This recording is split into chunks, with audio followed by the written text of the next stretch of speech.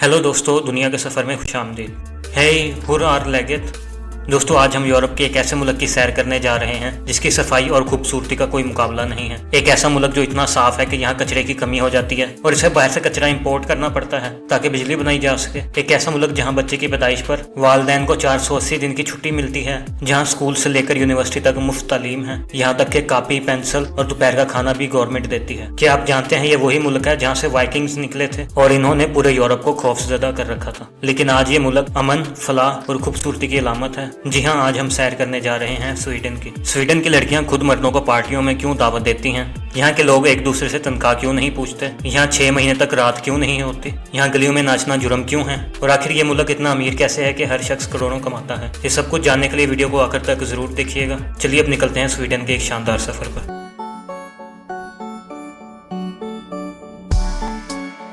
दोस्तों, इस मुल्क का सरकारी नाम किंगडम ऑफ स्वीडन है। ये शुमाली यूरोप का एक खूबसूरत मुल्क है, बल्कि यूरोप का 5वां सबसे बड़ा मुल्क है। इसकी सरहदें मगरिब में नॉर्वे, शुमाल मशरिक में फिनलैंड और एक तवील पुल के जरिए डेनमार्क से मिलती हैं। इसके अलावा बाल्टिक सी और गल्फ ऑफ बोथनिया की तवील साहिली पट्टी भी लगती है। लेकिन दोस्तों, स्वीडन की सबसे बड़ी खूबसूरती इसका आर्कापेलागो यानी जजीरों का झुरमट है। स्वीडन के पास 30,000 से ज्यादा जजीरे हैं और ये दुनिया में सबसे ज्यादा जजीरों वाला मुल्क है। ये जजीरे बाल्टिक में फैले हुए हैं और गर्मियों में लोग कश्तियों पर बैठकर इन जजीरों का सफर करते हैं। स्वीडन की कुल आबादी 1 करोड़ 6 लाख के करीब है, जो आबादी के लिहाज से दुनिया का 88वां बड़ा मुल्क है। इसका रकबा 4,50,000 मुरब्बा किलोमीटर है और रकबे के लिहाज से ये दुनिया में 55 नंबर पर आता है। दोस्तों, स्वीडन का 69% हिस्सा जंगलात पर मुश्तमिल है, यानी आधे से ज्यादा मुल्क हरियाली में डूबा हुआ है। स्वीडन का शुमार दुनिया के ज्यादा जंगलात वाले ममालिक में होता है। साफ हवा, नीला पानी और घने जंगलात ये स्वीडन की पहचान है। दोस्तों, स्वीडन की 80% आबादी शहरों में रहती है, जबकि 20% लोग गाँव में आबाद हैं। यहाँ की सरकारी जुबान स्वीडिश है, लेकिन इंग्लिश भी बड़ी तादाद में बोली और समझी जाती है। यहाँ आबादी की कसाफत बहुत कम है। फी मुरब्बा किलोमीटर में सिर्फ 25 लोग रहते हैं, यानी यहाँ का रकबा बहुत बड़ा है लेकिन लोग बहुत कम हैं।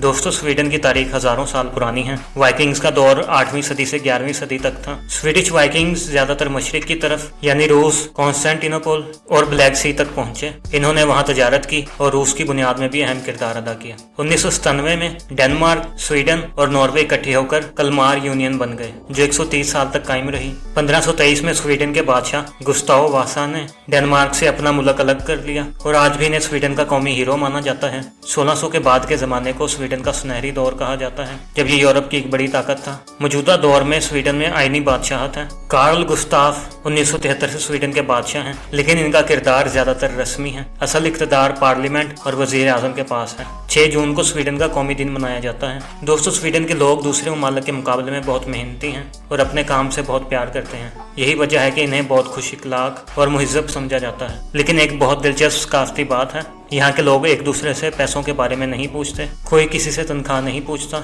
जेंटलआगन इनकी सकाफत का हिस्सा है, जिसका मतलब है आप खुद को दूसरों से बेहतर ना समझें। अगर आप कभी स्वीडन जाएं तो याद रखिएगा कि किसी से उसकी तनख्वाह ना पूछें, क्योंकि इसे स्वीडन के कल्चर में अच्छा नहीं समझा जाता। स्वीडन को एक परफेक्ट हनीमून डेस्टिनेशन भी माना जाता है और इस मुल्क की नाइट लाइफ का कोई जवाब नहीं।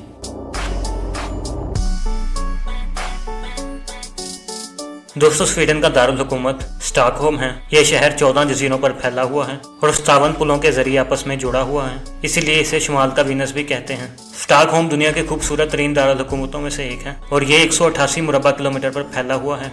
ये स्वीडन का सियासती, माशी और मालियाती मरकज है। इस शहर में दाखिल होते ही आपको नीले और पीले रंग की खूबसूरत इमारतें, साफ सुथरी सड़कें और चमकता हुआ पानी अपनी तरफ खींचेगा। स्टॉकहोम में दुनिया की सबसे बड़ी आर्ट गैलरी मेट्रो भी है। जी हाँ, पूरे मेट्रो स्टेशन को ही आर्ट गैलरी में तब्दील कर दिया गया है। हर स्टेशन एक अलग आर्ट पीस है, जहाँ पेंटिंग्स, मुजस्मे और रंग बिरंगी रोशनियां मुसाफिरों का इस्तकबाल करती हैं। इस मेट्रो को जमीन का तवील तरीन आर्ट गैलरी भी कहा जाता है। स्टॉकहोम से बहरी जहाज में बैठकर आप रूस के सेंट पीटर्सबर्ग, फिनलैंड के दारुल हुकूमत हेलसिंकी, इस्टोनिया, लैटविया और पोलैंड भी जा सकते हैं। दोस्तों, स्वीडन तालीम के लिहाज से दुनिया के बेहतरीन ममालिक में से एक है। यहाँ तालीम बिल्कुल फ्री है। स्कूल से लेकर यूनिवर्सिटी तक सिर्फ तालीम ही नहीं, बल्कि किताबें, कापियाँ, पेंसिलें और यहाँ तक कि दोपहर का खाना भी गवर्नमेंट देती है। बच्चों को तीसरी क्लास से ही शॉपिंग का तरीका सिखाया जाता है और बजट बनाना सिखाया जाता है, ताकि वो अपनी आने वाली जिंदगी के लिए तैयार हो सकें। यहाँ यूनिफॉर्म नहीं है, रट्टा नहीं है, ट्यूशन नहीं है। बच्चों को ईमानदारी सिखाई जाती है। और इन पर पढ़ाई का बोझ नहीं डाला जाता, इसलिए यहाँ की शरह ख्वानगी 99% से भी ज्यादा है। स्वीडन में दुनिया की टॉप रैंकिंग यूनिवर्सिटीज भी मौजूद हैं। स्टॉकहोम स्कूल ऑफ इकोनॉमिक्स और अपसाला यूनिवर्सिटी जो 1477 में कायम हुई, और ये स्कैंडिनेविया की कदीम तरीन यूनिवर्सिटी है। दोस्तों, स्वीडन का पासपोर्ट दुनिया का तीसरा सबसे ताकतवर पासपोर्ट है। अगर आपको ये मिल जाए तो आप 190 से ज्यादा मुमालिक में बगैर वीजे के जा सकते हैं।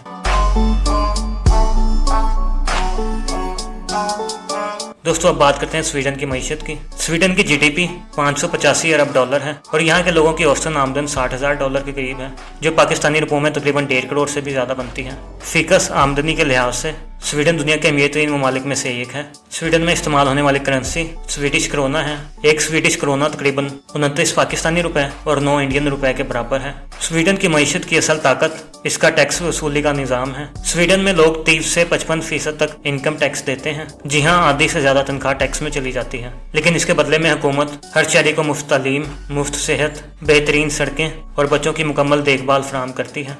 यानी लोग टैक्स तो बहुत देते हैं, लेकिन बदले में इन्हें जिंदगी की हर सहूलत मिलती है। दुनिया की सबसे बड़ी फर्नीचर रिटेल कंपनी आइकिया भी स्वीडन से है, जिसे एंगूर काम्प्राड ने 1943 में 17 साल की उम्र में बनाया था। दुनिया की मशहूर कारें और ट्रक बनाने वाली कंपनी वोल्वो भी स्वीडन से है। दुनिया की सबसे बड़ी स्ट्रीमिंग सर्विस स्पॉटिफाई का ओरिजिन भी स्वीडन से है, जिसे डैनियल एक और मार्टिन लोरेंट्जन ने बनाया। फैशन और कपड़ों का आलमी ब्रांड H&M और टेलीकॉम टेक्नोलॉजी कंपनी एरिक्सन भी स्वीडन से है। इतने छोटे से मुल्क ने दुनिया को 5 बड़े ब्रांड्स दिए हैं। यूरोपीय ममालिक के मुकाबले में मैकडोनल्ड के सबसे ज्यादा रेस्टोरेंट भी स्वीडन में हैं। यहाँ फीकस आबादी के लिहाज से 220 से ज्यादा रेस्टोरेंट हैं। दोस्तों, क्या आप जानते हैं दुनिया का सबसे मशहूर अवार्ड नोबेल प्राइज भी स्वीडन से शुरू हुआ था। ये दिसंबर 1901 में शुरू किया गया और स्वीडन के साइंसदान अल्फ्रेड नोबेल के नाम पर दिया जाता है। दोस्तों, अल्फ्रेड नोबेल वो शख्स थे जिन्होंने डायनामाइट इजाद किया था। जब इनके भाई की मौत हुई तो एक फ्रांसीसी अखबार ने गलती से अल्फ्रेड के मौत की खबर छाप दी और लिखा मौत का ताजर मर गया। अल्फ्रेड ने यह पढ़ा तो उन्हें बहुत दुख हुआ और इन्होंने अपनी तमाम दौलत को अवार्ड के लिए वक्फ कर दिया, ताकि इनका नाम मौत के साथ नहीं बल्कि अमन और साइंस के साथ याद रखा जाए। हर साल 10 दिसंबर को स्टॉकहोम में एक शानदार तकरीब मुनक्किद होती है, जहां बादशाह खुद फातिहीन को अवार्ड देते हैं। अब तक 31 स्वीडिश शहरी नोबेल प्राइज जीत चुके हैं।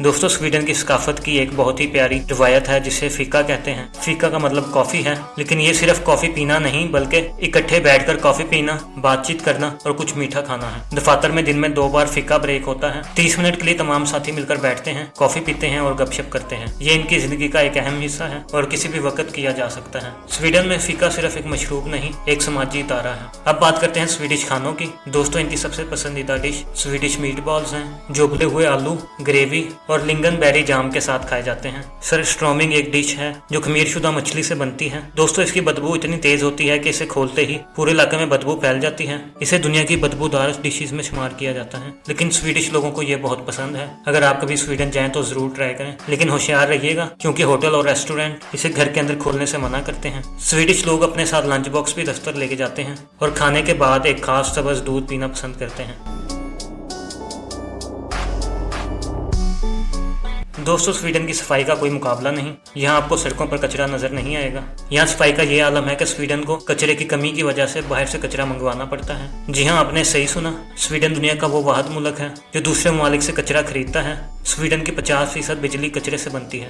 यहाँ पानी की बोतल वापस करने पर गवर्नमेंट कुछ रकम भी देती है। रिसाइकलिंग का ये निज़ाम इतना कामयाब है, 99% बोतलें और कैन रिसाइकल हो जाते हैं। हर घर को 2 कंटेनर्स दिए जाते हैं जिसमें 4 कंपार्टमेंट होते हैं और मुख्तलिफ चीजें जैसे ग्लास, प्लास्टिक, पेपर और ऑर्गेनिक वेस्ट अलग अलग डाली जाती हैं। बच्चों को स्कूल में रिसाइकलिंग की ट्रेनिंग दी जाती है ताकि ये आदत बचपन ही से पड़ जाए। दोस्तों, स्वीडन का मकसद 2045 तक मुकम्मल तौर पर फॉसिल फ्यूल से पाक होना है और ये दुनिया को माहौलियाती तब्दीली के खिलाफ जंग में राह दिखा रहा है। दोस्तों, स्वीडन की सफाई, मईशत, मशहूर ब्रांड्स, नोबेल इनाम और फीका कल्चर के बारे में तो आपने बहुत कुछ जान लिया, लेकिन अब तक आपने स्वीडन के हैरानकुन मौसमों, वहाँ की शानदार नाइट लाइट्स, 480 दिन की छुट्टी, बर्फ का बनाया हुआ होटल और अजीब कवानीन जैसे गलियों में नाचना भी जुर्म है के बारे में नहीं सुना।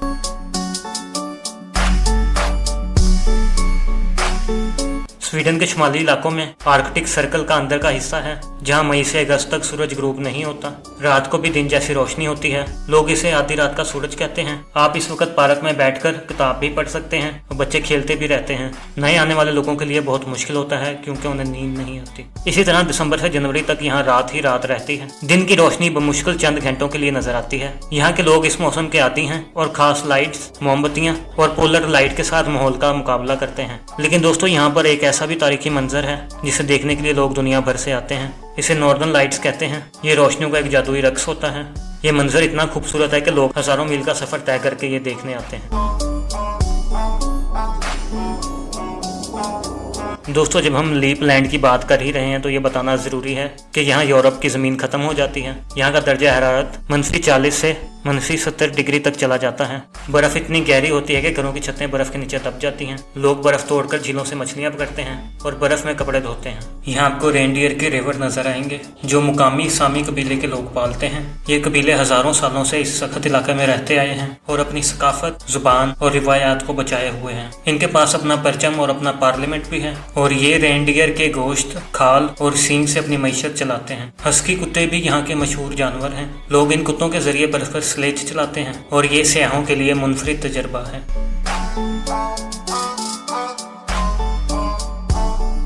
दोस्तों, क्या आपने कभी बर्फ का होटल देखा है? स्वीडन के छोटे से कस्बे यूकासर्वी में आपको मुकम्मल तौर पर बर्फ से बना हुआ होटल मिलेगा। यहाँ हर चीज, बिस्तर, कुर्सियाँ, मेज, यहाँ तक के गिलास भी बर्फ से बने हैं। ये दुनिया का पहला बर्फ का होटल है जिसे 1997 में बनाया गया था और हर साल इसे नए सिरे से बनाया जाता है क्योंकि सर्दी खत्म होते ही ये पिघलकर दरिया में तब्दील हो जाता है और फिर अगली सर्दी में इसे दोबारा बना दिया जाता है। इस होटल में रहने के लिए लोग लाखों रुपया खर्च करते हैं। लेकिन दोस्तों, इस बर्फानी होटल का सबसे मुनफरिद हिस्सा बर्फ का चर्च है। इस चर्च में लोग शादियां भी करते हैं। तस्वर करें एक शादी जहां दुल्हन और दूल्हा बर्फ के तख्तों पर खड़े हैं और सब कुछ बर्फ का बना हुआ है। यहाँ बर्फ का बार भी है जहाँ बर्फ के बने हुए गिलासों में मशरूबात पेश किए जाते हैं। एक बार पीने के बाद आप गिलास को जमीन पर पटक भी सकते हैं। क्योंकि ये बर्फ का बना है तो कोई मसला नहीं है।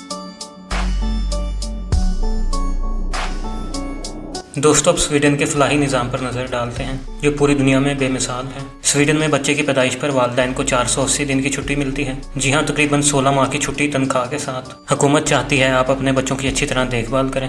ये छुट्टी 8 साल तक इस्तेमाल की जा सकती है। यानी आप चाहें तो बच्चे की पैदाइश के फौरन बाद छुट्टी ले सकते हैं या फिर इसे 8 साल तक फैला सकते हैं। यहाँ बच्चों के लिए कवानीन बहुत सख्त हैं। आप यहाँ बच्चों को मार नहीं सकते, चाहे आप वालिदैन हो या उस्ताद। स्वीडन 1979 में दुनिया का पहला मुल्क था जिसने बच्चों पर जिस्मानी सजा को मुकम्मल तौर पर ममनू करार दिया। अगर आपने ऐसा किया तो आपको जेल भी हो सकती है। यहाँ का मेडिकल सिस्टम भी बेहतरीन है। 18 साल तक की उम्र के बच्चों के लिए तमाम इलाज मुकम्मल तौर पर फ्री है। बड़ों के लिए 1 साल में एक बार 1100 कोरोना की फीस ली जाती है। इसके बाद पूरा साल हर किस्म का इलाज, ऑपरेशन, एमरजेंसी, अस्पताल में क्याम, सब कुछ मुफ्त हो जाता है। मेडिसिन भी इस हद तक मुहैया की जाती है कि आपको किसी भी बीमारी की फिक्र तक नहीं रहती।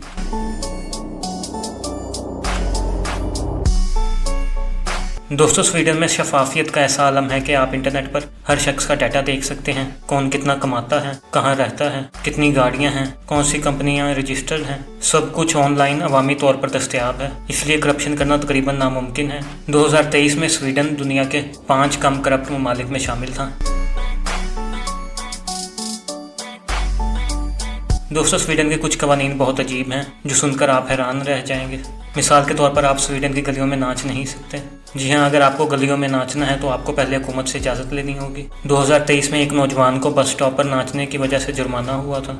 यहाँ सबसे बड़ा जुर्म गाड़ी चलाते हुए फ़ोन पर बात करना है। इस पर भारी जुर्माना होता है और यहाँ तक कि गाड़ी जब्त भी हो सकती है। यहाँ अल्कोहल पर सख्त पाबंदियाँ हैं। स्वीडन में शराब सिर्फ गवर्नमेंट के जेर इंतजाम सिस्टम बोला जेट नामी खास स्टोर से खरीदी जा सकती है जो 8 बजे बंद हो जाता है और इतवार को भी बंद रहता है। गाड़ी चलाते हुए ब्लड में अल्कोहल की हद 0.02% है। अगर इससे ज़्यादा हो तो आपको गिरफ्तार भी किया जा सकता है। यहाँ एक ऐसा अनोखा कानून है जिसे आलमेंसरिट कहते हैं। यानी हर शख्स को हक है कि वो जंगल में घूम सकता है, बाइक चला सकता है, नदियों में नहा सकता है, कश्ती चला सकता है और फल तोड़कर खा सकता है, लेकिन किसी जानवर को नुकसान नहीं पहुंचा सकता और ना ही फलों को बेच सकता है। ये कानून हर शख्स को कुदरत से जुड़े रहने का मौका देता है। स्वीडन में औरतों को मर्दों के मुकाबले में बहुत ज़्यादा हकूक़ हासिल हैं। ख़वातीन को हकूक़ और इज़्ज़त देने के एतबार से स्वीडन दुनिया में पहले नंबर पर आता है। यहाँ ख़वातीन पार्लियामेंट, अदलिया और कारोबार में आला ओहदों पर फाइज हैं। हरासमेंट के खिलाफ कवानीन बहुत सख्त हैं।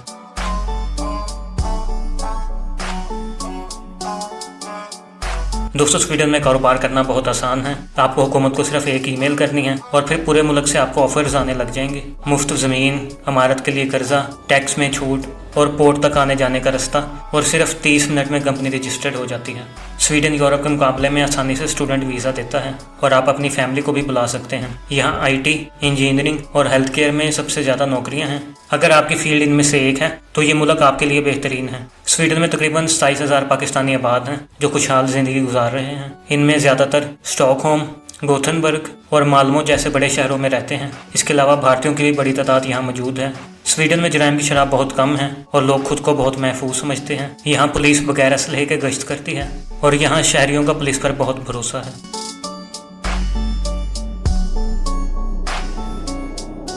दोस्तों, स्वीडन के मज़हब का जिक्र करना भी बहुत ज़रूरी है।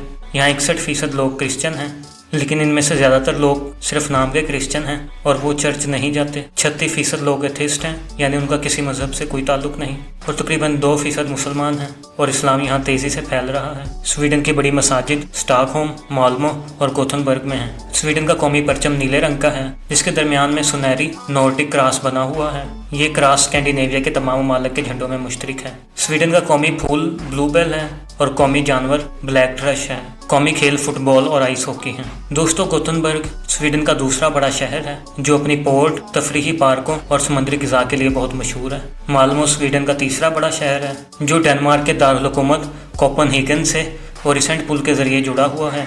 यह पुल 16 किलोमीटर लंबा है और यूरोप का सबसे तवील पुल है।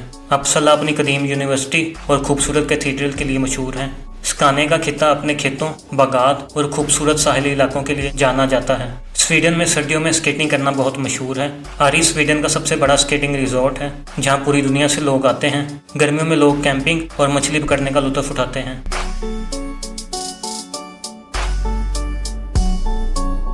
ये था हमारा स्वीडन का शानदार सफ़र।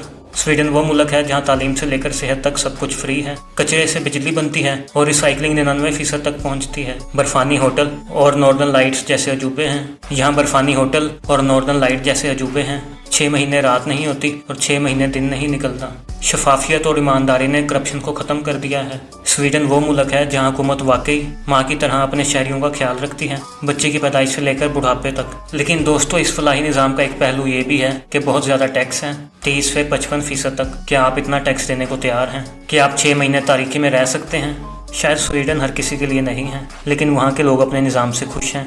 अगर आपको वीडियो पसंद आई है तो वीडियो को लाइक करें और हमारे चैनल को सब्सक्राइब ज़रूर करें। इस वीडियो में सबसे हैरानकुन बात कौन सी लगी कमेंट में ज़रूर बताएं। अगली वीडियो किसी और मुल्क की सैर के साथ। तब तक के लिए अल्लाह हाफिज़।